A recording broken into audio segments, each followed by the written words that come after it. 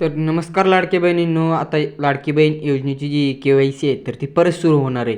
शासन GRनुसार जो 2025चा GR होता, तर त्यामध्ये असं सांगण्यात आलेलं होतं की प्रत्येक वर्षाच्या जून महिन्यामध्ये जी लाडकी बहीण योजनेची KYC आहे तर ती करण्यात येणार आहे. त्याला आपण वार्षिक KYC देखील म्हणू शकतो.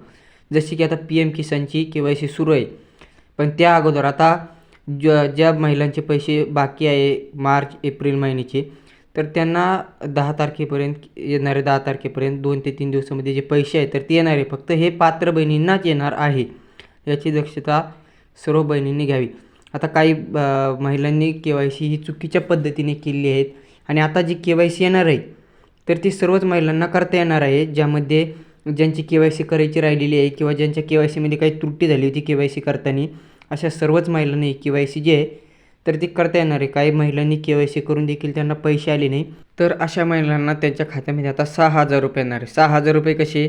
तर फेब्रुवारी, मार्च, एप्रिल आणि मे महिन्याचा हप्ता आणखीन कोणालाही आलेला नाही. आता जर आपल्याला स्टेटस चेक करायचं असेल तर लाडकी बहीण योजनेचे ऑफिशियल वेबसाईटवरती या आणि आपण जो लॉगिन ID पासवर्ड टाकायचा आहे तर तो या ठिकाणी भरून घ्या आणि कॅप्चा फिल करा.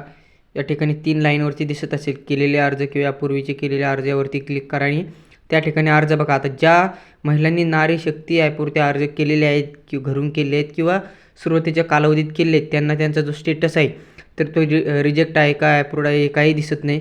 आता बघू शकता या ठिकाणी ॲप्रूव्ड रिजेक्ट जी आहे तर ती संपूर्ण माहिती दिसते आणि साईडलाच आपल्याला किती महिन्यापर्यंत हप्ते आलेले, कोणत्या तारखेपर्यंत आलेले, कोणत्या बँक खात्यात आली, संपूर्ण माहिती या ठिकाणी दिसत असते.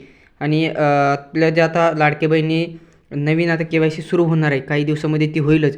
त्या KYCचे अपडेट वेळेत भेटण्यासाठी आपल्या चॅनलला सबस्क्राईब करा, कारण आपल्या चॅनलवरती वेळेत जी माहिती आहे तर ती महिलांना दिली जात असते किंवा इतर कुठलेही अपडेट असो आपल्याला वेळेत भेटत असते. आता PM किसानची KYC सुरू आहे. शेतकरी म्हणतात की KYC केलेली आहे मी अगोदर, पण मित्रांनो आता ही वार्षिक KYC जर ही केली नाही तर आपल्याला पुढील हप्ता येणार नाही. आता लाडक्या बहिणीचंही तेच झाले.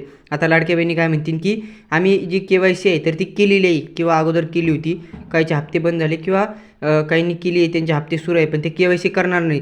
त्या कारणाने देखील काही महिला ज्या आहेत तर त्या योजनेतून आता परत एकदा बाद होण्याची शक्यता आहे. त्यामुळे आपण आता जी KYC नवीन येणार आहे तर ती KYC चुकू नका. तर बघू शकता या ठिकाणी संपूर्ण 1,500 रुपयाचे कोणत्या महिन्याचे हप्ते आले, ही संपूर्ण स्टेटस या ठिकाणी दिसणार.